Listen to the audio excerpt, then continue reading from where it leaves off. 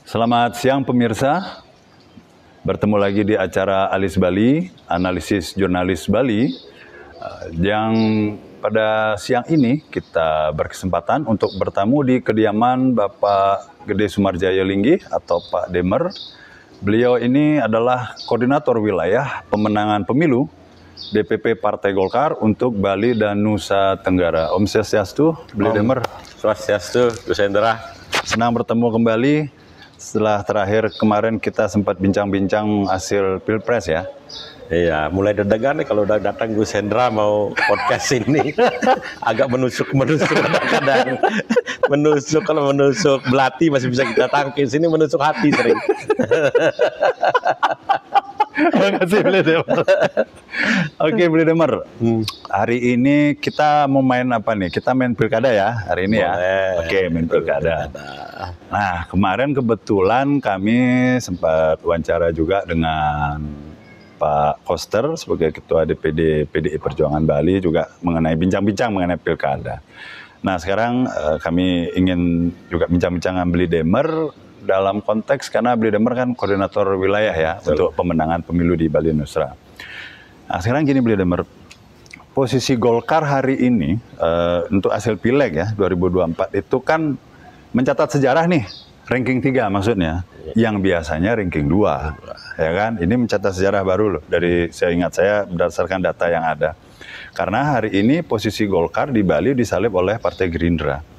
Dengan posisi nomor 3 itu, bagaimana target Golkar dalam menghadapi pilkada serentak? Begini, itu kan kita berbicara pileg dan kalau kita melihat beberapa kabupaten kita malah naik. Oke. Memang kita akui ada penurunan suara di beberapa kabupaten, tapi di beberapa kabupaten yang cukup besar, misalnya Badung kita naik suaranya.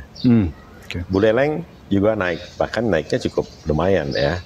Nah, terus kemudian kalau kita berbicara daerah lain, yang memang daerah lain itu agak berat kita.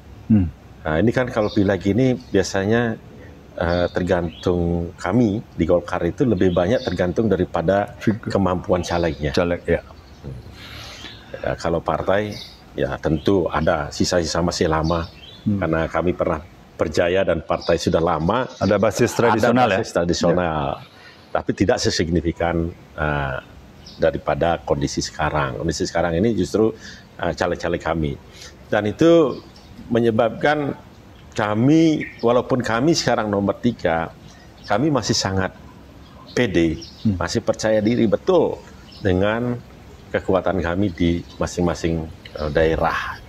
Karena kami lihat antusiasme daripada calon baca wabub maupun calon wali bupati, calon wakil bupati juga masih beberapa dari independen masih menghubungi saya.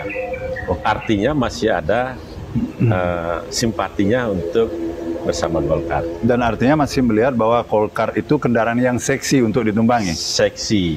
Ya tentu ada PDIP dengan kendaraannya sendiri, ya tentu biasanya itu kader-kader gitu, jadi sehingga yang paling seksi setelah melihat di PDIP tentu adalah Golkar bagi teman-teman yang independen. Karena Golkar sendiri sangat demokratis dan boleh berimprovisasi banyak di Golkar ini, teman-teman di independen itu, sehingga mereka, dan biasanya mereka itu bekas Golkar.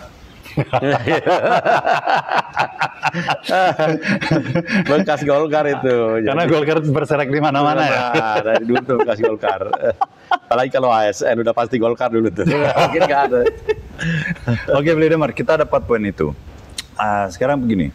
Kemarin kami sempat juga diskusi dengan Pak Sugawa Kori sebagai Ketua DPD yang membuat pernyataan atau lebih tepatnya keinginan agar koalisi Indonesia Maju yang terbukti sukses di Pilpres itu agar bisa berlanjut ke daerah dalam bentuk kerjasama yang koalisi untuk di Pilkada.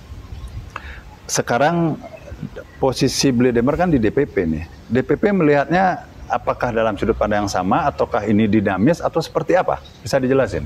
Gini, Kemarin itu kita bicara pilkada terdahulu kita hampir 60%. Jadi ada naik perolehan kita. Di setiap daerah itu hampir 60% kita sekarang. Terus kemudian ketika pileg kita naik juga suaranya. Ya, pilpres kita menang juga. Yang kita dukung ya. Kita menang juga, artinya kita udah 3 kali menang. Nah yang keempat kali ini tentu kita menginginkan juga prestasi yang sebelumnya tentang pilkada serentak itu bisa naik lagi. Nah, caranya gimana? Caranya harus mendengarkan rakyat. Konkretnya gimana nih? Suara Golkar, suara rakyat. Konkretnya adalah ya kita lihat perkembangan di bawah di masing-masing daerah. Ya, Ketua Umum juga sempat menyampaikan itu ya. Kita masih lihat, kita masih akan evaluasi, kita akan survei. Ya, pasangan mana yang paling cocok untuk kita? Pasangan mana yang bisa nantinya mendengar masyarakat sehingga dipilih oleh masyarakat sehingga benar-benar Partai Golkar menjadi partai kepercayaan ke depannya oleh masyarakat. Nah itu sangat memungkinkan sekali untuk kita berkoalisi dengan yang lain. Termasuk koalisi dengan PDIP misalnya yang menjadi seteru pada saat Pilpres? Bisa saja, ya segala kemungkinan bisa terjadi. Ya. Apalagi ini biasanya dari dulu tidak ada yang linear gitu, ya, karena kondisi daerah berbeda-beda ya. Kondisi daerah tersebut. Gitu. Oke, kita dapat poin itu. Gini Beli Demar, ketika kami sempat wawancara dengan Pak Koster pun sebenarnya menyatakan hal yang sama ya dengan Beli Demar bahwa pintu untuk membuat koalisi atau berkomunikasi itu terbuka semua. Nah kalau Beli Demar sendiri menanggapin tawaran atau ajakan itu seperti apa posisi Golkar? Sangat terbuka. Kita ini partai Golkar ini partai Golkar yang sangat terbuka. Apalagi kami di Bali ini banyak yang kurang dari 20%. Di yang lebih saja banyak yang berkomunikasi dengan partai lain. Apalagi di kurang untuk kalau kita nggak mau berkomunikasi yang lain kita nggak bisa mencalonkan calon nanti. Kalau di bawah 20% kan nggak bisa mencalonkan. Nah itu makanya ini sangat terbuka sekali kami untuk berkolaborasi dengan siapapun termasuk dengan PDIP. Nah, Pak Koster mengatakan komunikasi, Beli Demar mengatakan komunikasi. Apakah hubungan komunikasi itu langsung dengan Pak Koster misalnya? Itu bisa saya jajaki nanti. Semuanya kita bisa jajaki. Kalau hari ini sudah ada komunikasi mungkin? Baru ngobrol di atas-atas saja. Jadi di kedalaman belum. Baru ngobrol dan saya kebetulan berteman sama beliau dari kecil. Jadi dari sama-sama dari mahasiswa dulu di Bandung. Sama-sama kita di Jakarta juga sempat sama-sama, jadi sampai akhirnya terjun ke politik, ya bukan berarti pertemanan terpisah, tapi adalah pandangan politik yang berbeda. Beliau ikut di PDIP, saya ikut di Golkar. Jadi tetap komunikasi itu, apalagi zaman sekarang kan istilah oposisi dan pemerintah di Indonesia udah sulit dibedakan gitu. Ada oposisi rasa koalisi, ada koalisi rasa oposisi. Itu dua-dua. Jadi saya rasa komunikasi terus kita jalankan ya sesama partai politik karena itu salah satu syarat daripada mengajukan bakal calon bupati atau bakal calon gubernur. Ya. Oke, kita dapat poin itu. Sekarang balik lagi saya mau agak spesifik ke Golkar ya. Kalau melihat perolehan suara di DPR RI itu, kan ada penurunan suara dan kursi, ya kan? Kalau sepengetahuan kami, kalau kita melihat dari catatan yang ada, kami melihat bahwa salah satu penyebab itu adalah karena adanya dinamika di internal pada saat penyusunan daftar calon sementara tahun 2023, yang dalam hal ini itu ada sedikit konflik lah antara Beli Demar dengan pihak Pak Sugawo gitu loh. Melihat situasi itu yang kemarin, untuk pilkada gimana nih? Bisa sulit lagi enggak tuh? Ntar dulu kopinya nih, terus takut dingin. Kopi dulu, takut dingin kopinya. Silakan Beli. Kopi ini membuat ini otak semakin bekerja jadi. Sepertinya sudah mulai agak panas ya. Agak panas, harus. Jadi begini, bukan konflik sebenarnya. Itu adalah dinamika daripada pencalonan di Golkar yang sangat demokratis. Ya.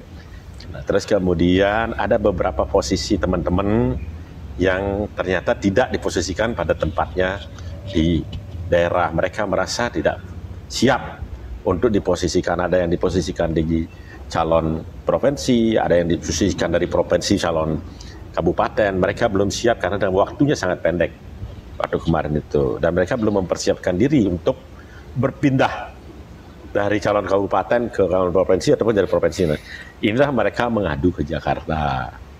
Nah, dari pengaduan di Jakarta itu, ya tentu di situ kami sikapi bersama-sama. Memang Bali waktu kemarin itu diskusinya paling lama di antara diskusi dengan NTB atau dengan NTT.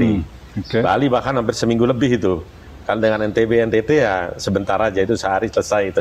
Seminggu itu kan berarti menandakan begitu tingginya ya, ada proses ini ya, kan? ada ya biasalah, ada adu argumen, ada sudut pandang dan sebagainya.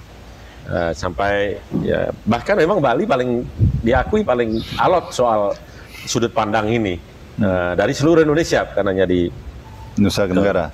Yang akhirnya memang ya kita akhirnya saling mengisi tali ulur antara itu, antara kabupaten dan antara provinsi dengan DPP. Ada yang dicalonkan tetap dicalonkan pada masing-masing, tapi nomornya berubah. Ini kan penggalang suara semua nih. Yang banyak kan itu yang praksi. Kalau yang tidak praksi sih tidak ada masalah, mereka mau dicalonkan di mana gitu ya. Tapi berarti kan itu nggak solid dong pada saat itu. Sedangkan ada tahapan berikutnya mau pilkada. Ya, waktu kemarin itu ada persoalan. Tapi setelah itu kan biasa Golkar ini ribut, tapi setelah itu Golkar ini sangat demokratis gitu. Kalau sudah ditentukan nggak boleh ribut ya gitu. Jadi nggak ribut lagi. Itu. Oke, apakah sebenarnya Bli Demar ingin mengatakan untuk pilkada situasi ini tidak akan berlanjut? Ya, saya rasa nanti kalau apapun keputusan nanti dari DPP pasti akan diikuti oleh kader. Tapi mungkin sebelum keputusan mungkin akan ada ria-ria ada. Tapi pada prinsipnya Golkar itu selalu akan begitu karena ini milik bersama, ya. Tidak ada yang top down benar gitu, sehingga akan ada pasti sedikit mungkin argumen dan sebagainya, tapi setelah diputuskan nanti mereka akan bersatu. Iya, itu prinsip Golkar. Oke, kita dapat poin itu Bli Demar. Cuma begini ya, saya masih ingin mengulik lagi ya soal di internal itu. Dengan adanya dinamika internal tadi yang meskipun Bli Demar mengatakan bahwa itu adalah bentuk demokratisasi di Golkar gitu loh. Tapi kan tetap bahwa ada faksi di sana. Nah, pertanyaan saya itu ada rencana rekonsiliasi atau bagaimana nanti ini? Faksi hampir setiap partai ada. Oke. Katanya PDIP yang solid. Dan saya yakin masih ada. Saya dengar suara-suara burung, karena kebetulan banyak burung yang lewat. Suara-suara burung masih ada, tidak solidnya kan, antara yang satu dengan yang lain gitu. Ya, walaupun banyak orang menyampaikan juga bahwa solid katanya kan. Ya, jadi sangat terbiasa, dan biasanya kami akan menyelesaikannya pada tatanan manajemen yang baik. Apakah itu artinya ada rekonsiliasi? Rekonsiliasi dalam partai itu adalah ketika kita sudah memutuskan bersama. Keputusan bersama itulah menjadi rekonsiliasi. Berarti tidak harus dari faksi-faksi dong berarti ini. Harus dari atas dong. Kalian enggak juga, itu kan rapat. Oke, nanti di atasnya ada. Gitu. Kan ada saya, ada Pak Doli, ada Pak Ketum yang nantinya kan turun. Gitu. Entah itu disebut rekonsiliasi atau apa, faktanya itulah yang akan dilakukan Golkar. Itulah yang dilakukan. Itu pasti. Karena kami kan ingin bersatu untuk meningkatkan kemenangan daripada pilkada selanjutnya. Oke, kita dapat poin itu meskipun Bli Demar menghindari untuk kata rekonsiliasi ya. Tidak apa-apa. Oke, Bli Demar. Waktu ini kami juga seperti yang saya katakan di awal sempat wawancara Pak Sugawo. Salah satu penyebab dari berkurangnya kursi itu karena dari incumbent dalam ini salah satunya Bli Demar itu ada penurunan suara, ya kan? Sedangkan di sisi lain Pak Sugawo saja yang termasuk newcomer ke DPR RI itu sampai 80.000 loh. Sedangkan Bli Demar petahana atau incumbent kok malah turun? Gimana itu? Wah, kalau Pak Sugawo newcomer agak kurang tepat ya. Bukan Maksudnya? salah, Bos. Kurang tepat kalau bukan newcomer beliau tuh. Loh kan beliau baru ke DPR RI. Ya, dia sudah membina lama juga. Oke. Masyarakat Buleleng, beliau sempat jadi calon bupati dulu. Ya, sempat menjadi DPRD dari zaman dulu sebelum reformasi. Oke. Sempat maju DPD. Sempat juga sekarang ini menjadi wakil ketua DPRD provinsi Bali. yang banyak hibahnya. Ya, saya dengar anggota biasa aja kalah kok hibahnya sama DPR RI.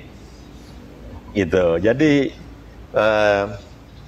saya melihat bukan newcomer gitu ya.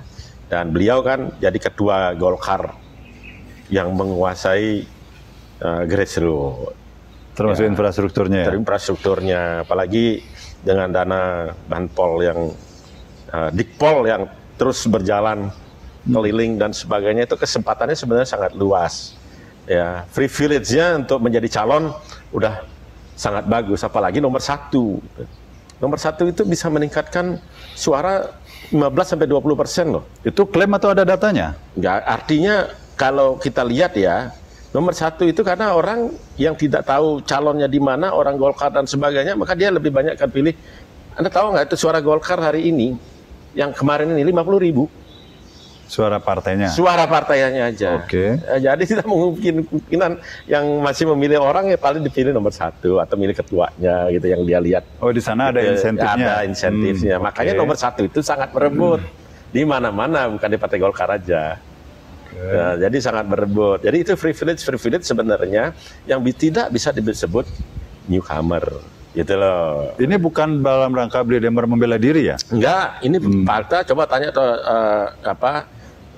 teman-teman yang biasa survei segala macam, tanya itu kan ngerti persis gimana. Kalau saya dulu kan saya dapat suara gitu kan, saya didukung oleh semua di kabupaten kota, termasuk Pak Sugawo juga dukung saya waktu itu. Ya, gitu loh, karena dia di provinsi waktu itu, saya kerjasama sama dia di tandem istilahnya. Hampir semua saya tandem saya. Tapi sekarang kan saya bukan tandem semua orang, saya nomor 2 ya. Ini realitas, bukan membela diri. Jangan membela diri. Pak Sugawo kemarin ini dengan 80.000 dia menguasai semua. Terus Dikpolnya dia terus turun. Kemudian kita bicara setiap data elektronik kan nggak bisa dipungkiri ya, di medsos dan sebagainya. Tiap hari turun dengan Pak Gerdeg. Ya, Pak Gerdeg dulu dapat 66.000 kalau nggak salah. Ya, kalau Pak Sugawo sekarang mengklaim, kalau dia bilang mengklaim 80.000 ada suara dia, mungkin suara dia cuma 10.000 karena si Gerdeg yang membawa dia juga kemana-mana, kan begitu. Oke, kita kan? Ya, itulah kalau kita bicara kalau saya ya, dia bilang saya dibilang menurun, ya saya menurunnya satu, saya nggak nomor 1 ya, yang kedua saya nggak memakai infrastruktur partai saksi, terus PD PK gitu kan nggak pakai. Oh, itu sedetil itu ya Bli Demar? Semua begitu. Kalau DPR RI emang jangkauannya harus begitu. Gitu. Kalau dengan partai lain yang Anda bandingkan, ya partai lain punya infrastruktur lagi, bupati dengan perangkatnya. Ada tambahan ya? Ada tambahan. Gitu. Oke, kita dapat poin itu ya. Nah, sekarang terlepas dari situasi tadi, kembali kepada unsur di pilkada. Bli Demar sebagai representasi DPP, bagaimana melihat peluang kader yang ditugaskan ke pilkada tahun ini? Dan salah satunya kan Pak Sugawo tuh. Pak Sugawo saya rasa cukup bagus untuk Buleleng. Oke. Suaranya di Buleleng itu lebih tinggi dari saya lah. Tuh di Pileg? Di Pileg. Oh. Dan beliau sudah pengalaman lah dari zaman dulu kan. Beliau di provinsi zaman Orde Baru, beliau di provinsi DPRD, kemudian maju di DPD, kemudian maju di calon bupati, kemudian maju di provinsi 2 kali lagi, kemudian maju di DPR RI. Saya rasa beliau cukup bagus, artinya popularitasnya sudah cukup tinggi. Popularitasnya. Cukup tinggi sudah popularitasnya. Jadi kalau menggenjot popularitas mungkin lagi sedikit digenjot itu popularitasnya. Tapi yang penting kan elektabilitasnya. Elektabilitas ya. Elektabilitasnya digenjot lagi, saya rasa akan cukup bagus nantinya. Oke, kita dapat pen itu. Sepengetahuan kami itu kan pasti Golkar itu biasa pakai survei ya untuk mencari popularitas, akseptabilitas dan elektabilitas. Kalau rencananya dari DPP surveinya tuh mulai kapan beli Demer?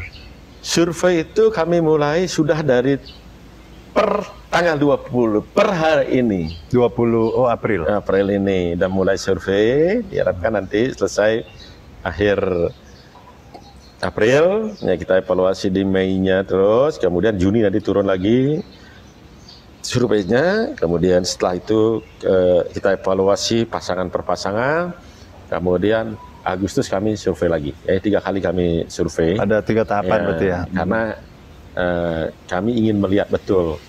Kami masih ada slogan lama kami adalah, walaupun slogan lama tapi masih tetap kita pergunakan itu. Suara Golkar adalah suara rakyat. Suara rakyat, suara Golkar. Rakyat adalah suara Golkar. Itu tetap kita ini. Jadi berdasarkan itu, dasarnya itu kita melakukannya untuk mengetahui lebih, walaupun tidak pasti, tapi ada parameter untuk kita mengakui bahwa oh ini yang terbaik, oh ini yang menjadi masyarakat, ini yang menjadi aspirasi masyarakat.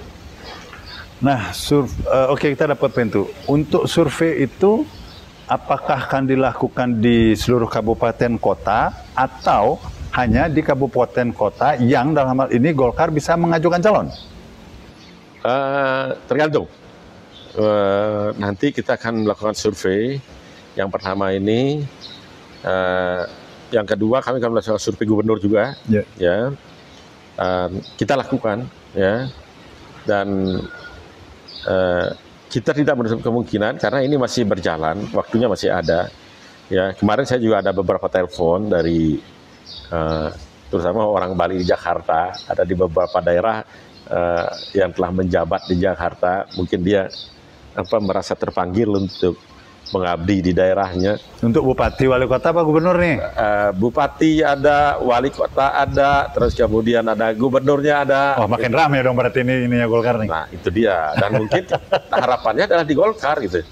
Harapannya di Golkar, ya mungkin setelah melanglang buana gitu, kemudian cukup bensin untuk ngebut, cukup bensin untuk ikut balapan, gitu kan, dan terpanggil jiwanya mungkin untuk mengabdi ke daerahnya, sehingga akhirnya dia nelfon saya, oke, siap, saya bilang temu dan ngobrol. Ada beberapa. Ini mumpung beli Bemer ngomong itu, bisa bocorin nggak? Siapa-siapa aja tuh? Aduh, ini dia. Ini rahasia dapur. Mau dikeluarin. Ini belum ini. Kopi dulu, Gus. Kopinya. Saya sengaja saya maniskan kopinya tadi. Karena udah tahu pertanyaannya pasti pahit-pahit.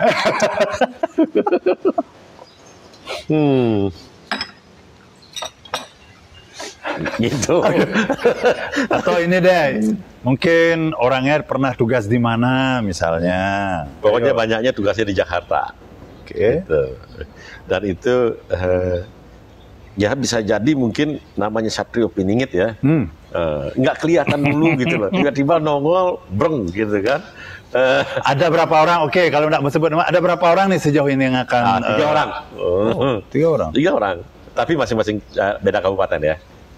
Ya itu. Oke, sepertinya Beli Demer bertahan dan saya kehabisan amunisi untuk mendesak itu. Kita lanjut deh dengan kopi berikut. Itu ditunjuk rusuk terus sampai kopinya mau habis Gus. Oke, Beli Demer, masih terkait survei. Saya dengar surveinya itu yang bayar kan yang jadi kandidat. Kok enggak partainya yang bayar sih? Gimana tuh? Nah, kan kalau yang mau jadi kandidat ya harus siap ini, karena kan kita bicara sekarang ini kan pemilihan langsung. Oke. Memang ini harus disiapkan oleh. Kalau survei itu kan kecil sebenarnya kalau memang mau maju pilkada. Kecil itu berapa? Survei itu cuma 150 juta. Oh, oke. Kalau pilkada sehari-hari ini pilkada paling enggak itu minimum ya, kita ngomong nggak ini ya, minimum itu 5 miliar itu harus habis. Oke. Standar loh, cost politik, bukan membayar, nanti salah lagi nanti. Ya. Bukan membayar beli pemilih, suara, bukan beli suara. Cost politiknya itu. Ya, satu jadi survei, itu survei, saksi dan segala macam. Saksi, terus kemudian tim kan harus diajak macam makan apa tim. Kalau pertemuan, ya namanya pertemuan kan, ya paling enggak kopi, teh, jajannya harus tersedia gitu ya. Temu gue saja di sini kan kopi saya sediain, jajan saya sediain, kan itu. Apalagi mau bicara yang lain-lain gitu kan. Nah itu cost politik itu harus disediakan. Ya, dan itu justru dengan adanya survei akan makin meyakinkan dia untuk langkah-langkah selanjutnya. Konkretnya kayak apa?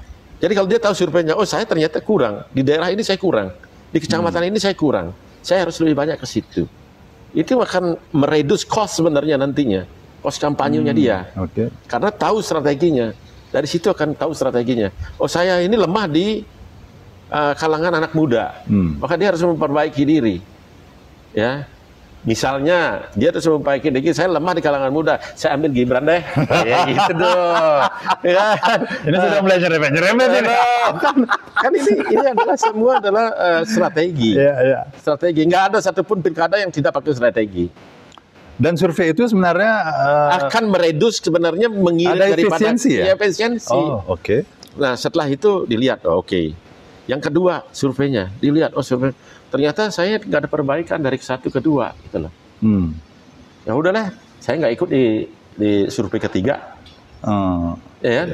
Tapi kalau ini bagus nih survei ketiganya, saya ikut lagi nih. Nah bagus ternyata. Gitu loh. Berjuang lagi, ya. Oke, jadi jangan dianggap itu sebenarnya tambahan beban sebenarnya survei itu. Survei itu ilmiah loh, diakui oleh semua di negara manapun di dunia ini, diakui loh survei itu survei ilmiah. Walaupun dibilang loh, kenapa 400 gitu loh. Tapi dia yang disurvei itu adalah proporsionalnya, segmentasinya, terus kemudian terus udah gitu secara teknisnya dia hitung dengan baik gitu loh, sehingga tahu pemikiran masyarakat gitu. Oke, kita dapat poin itu.